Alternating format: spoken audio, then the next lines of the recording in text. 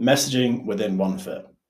There are two primary types of messaging. First is direct one-to-one messages, and second is group chats.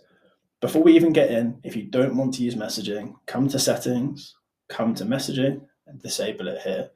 The last thing you want is messaging split across two platforms.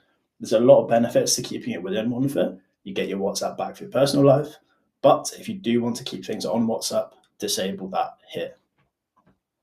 For one-to-one messages, you'll be able to search, but if you want to start new conversations, hit the plus button, hit new message.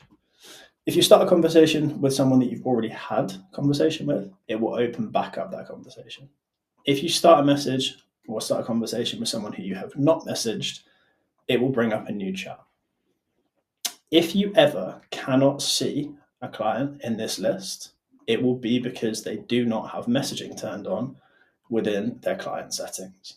To make sure that messaging is turned on, you can then customize whether they can send you voice notes, whether they can send you images, whether they can send you files or videos, just so you have a bit more control than you would get on any other messaging service.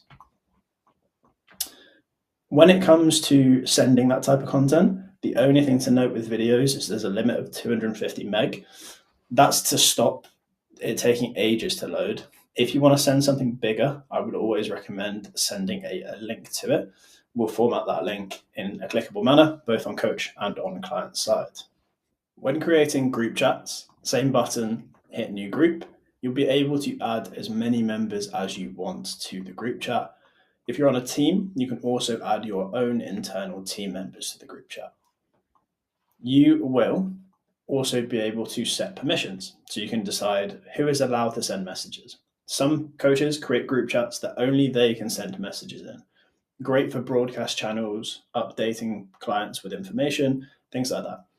Other coaches create group chats that are built to kind of foster community.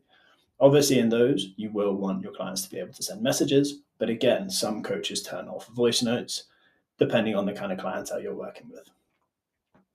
Once you have a group set up, you can always rename the group up here. You can always edit the members by either removing or by adding new.